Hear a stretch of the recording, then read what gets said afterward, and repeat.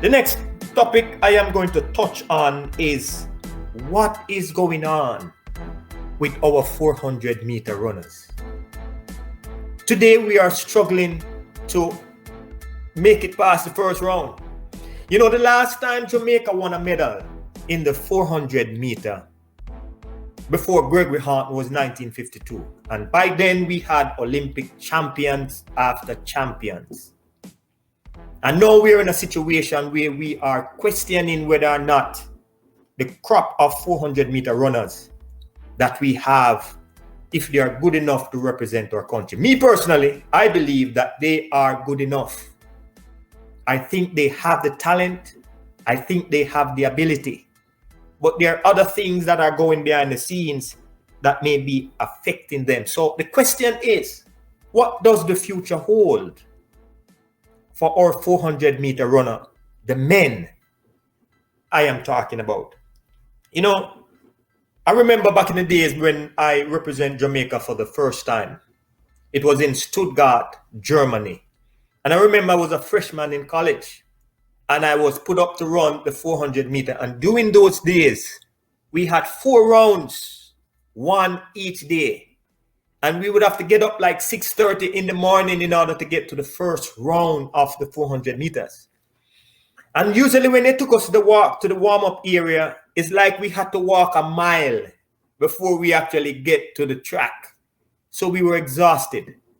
But I'm telling this story to say that it was my first experience. I was nervous. I started to question myself and I was looking for an escape route. No, our 400-meter runners find themselves in that situation. No, here is the point I'm trying to make. I had a support team there with me at the time, and I was able to share some of my fear and some of my concern with the Dr. Williams. And he was able to encourage me and let me know that you can do it. And I went past the first round, even though people around did not believe in me. I went past the second round, and I started to get a little bit more confident. I went to the semi-final, and I finished 4th in my semi-final. So I was in the final, a 19-year-old, going to the World Championship at the senior level for the first time. And in fact, I ran the best I could in the final and I finished 6th. And from that day, my confidence started to grow. And I felt somewhat invincible after that experience. So I am hopeful that our 3 400-meter runners today, that they can do it. I am hopeful that they do have someone in their corner that can encourage them, that can let them know that we believe in you, even if you don't believe in yourself. I know it look a little bleak for some of them, but I believe that if they think clearly as to what they need to do, that they can surprise not just themselves, but they can surprise the world. So today I will share a little bit of strategy that can help you to overcome some of the fear that you have, because most of the time, the things that hold us back, the things that prevent us from achieving our highest potential in these meets is fear of failure. You know, let me sidetrack a little bit because, you know, as one of the person who have brought home the last 400-meter medal for Jamaica in 2000, I met with some of the crop of athletes, 400-meter athletes that we have. And I took the time to talk with them, to reason with them, because I felt that this crop of 400-meter runners that we have, they're actually better in terms of talent than our time. You see, I'm saying that because when you look at the times that they are running, you can see that by far they have better personal record than us. When you look at how they sprint in terms of the 200 meters, they have better personal records than us. So that's a good sign. It is a sign that we have the talent, the physical talent, that can match up with any nation in this world, any country in this world. Right now, the US has been dominating the 400 meters for the most part. And I believe that if our 400-meter runners, Jamaica's 400-meter runners, get their act together, that they too can be a force to be reckoned with. We look at the Akeem Bloomfield, the Nathan Allen.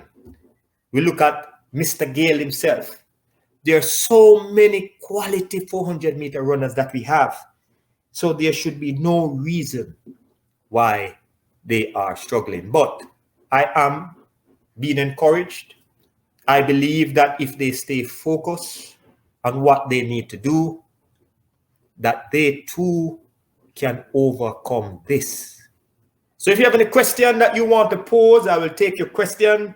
I will come up later on with some strategies that not just can help, not only that they can help our 400-meter runners, but for those young, promising runners out there who too are looking to find or to get an edge in their field, that they too can learn from some of these things. So one of the things I find with our 400-meter runners is that they lack that mental strength. And some may say mental strength, isn't it all about talent? Is it? Is it all about the physical talent? If it was about the physical talent alone, the United States men 400-meter runners would be winning every single year, every single Olympics. Because in terms of numbers and talent, the history speaks for itself. If it was just sheer talent alone, the Jamaican 400-meter runners would have been dominating every area of 400-meter running. So it cannot be about talent alone. And this is why I constantly make the reference that we need a system in place that can help some of these young athletes to learn the strategies to run in the 400 meters. Because a 400-meter race is all about speed and strength being distributed efficiently during the entire race.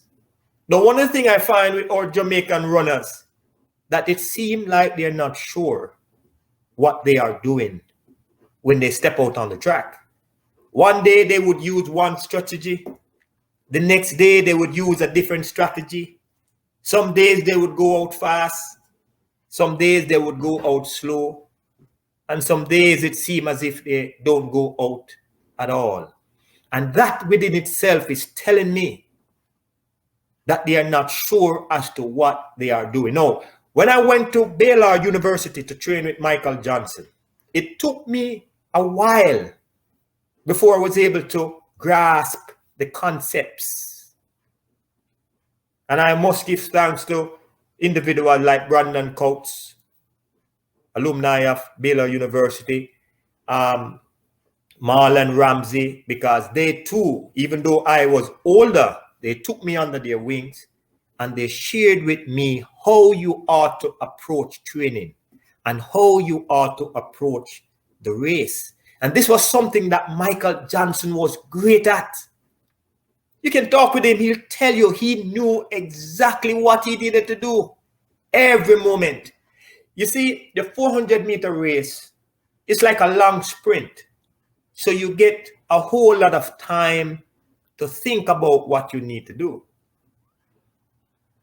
But some people think that they can just run all out and that would be enough to get them to come home and be victorious. But no, it's more than that. You must learn how to distribute your speed and your strength efficiently during the entire race. And this is where we fall short. But not just that. You have to train yourself in a way where your body can adapt to that type of workload. And this is something that we don't see. One of the things we also see with our athletes is that it seems as if they get burnt out easy. And physically, when you're burnt out, it's hard for you to be mentally ready, to be mentally focused. And this is why I encourage those who are in charge of any program that you have to have a support system. Because one thing I know for sure with athletes, they normally do not tell you about their fear. Now, I can tell you that when I used to run, I was nervous to the point where I couldn't eat, I couldn't sleep close to a game, a major championship. So for the athletes who feel like I can't eat and I can't sleep and I can't say anything to anybody, it's normal. Believe me. It's understanding. I know what you're going through. So don't be afraid to share with others, people who you trust, people who are close to you, to let them know. Say, look, I really don't know what my race strategy is, because the only way you're going to be consistent is when your race strategy is programmed in your mind. I hear people talk about Christopher Taylor and how talented he is. But one of the things I find with Christopher Taylor is that he too is somewhat unsure as to the strategy that he needs to use. He now starts to get into a comfort level where he's going out slow. With the type of speed that he has, there is no way he should be going out that slow. So if Christopher Taylor, if you're listening to me today, I am saying personally that you are one of the most talented Jamaican 400-meter runner in the country right now. And why am I saying that? Your size, your speed. Maybe you can work on your strength a little bit.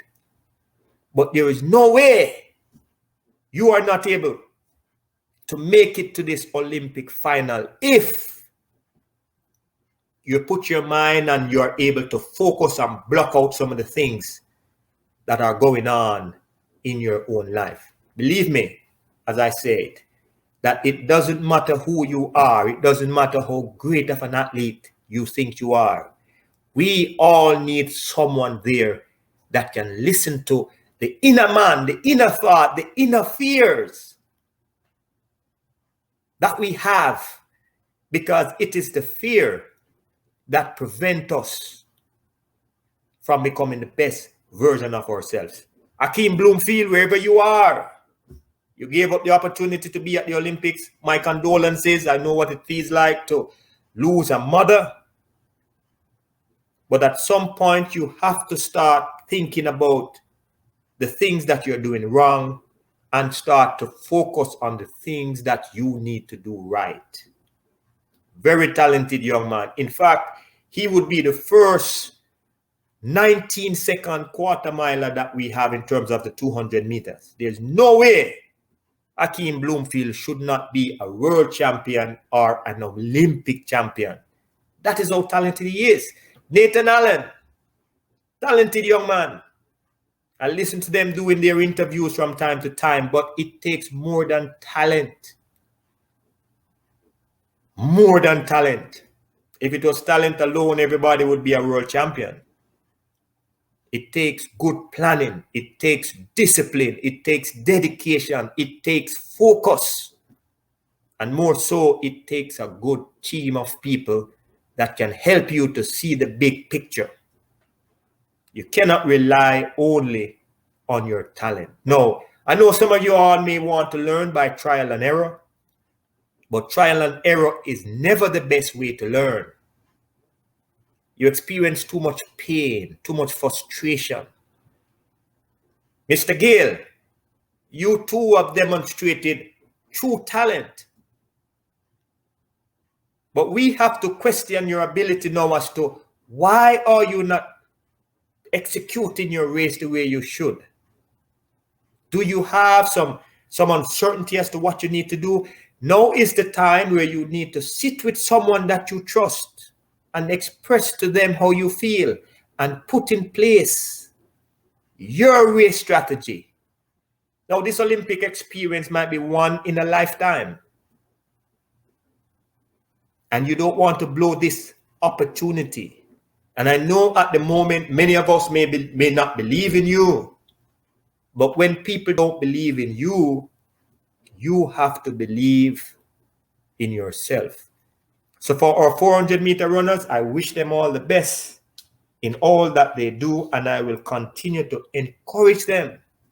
Seek guidance from individuals who have the knowledge, people who have the experience, and they can help you to tap into your inner man so you can become the best version of yourself. So wherever you are right now, I hope if you're in Japan that you're in bed. I hope you can watch this video at a later date.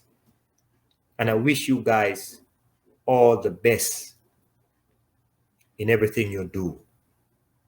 Now, if you have any question, I'll take the questions. If you have anything you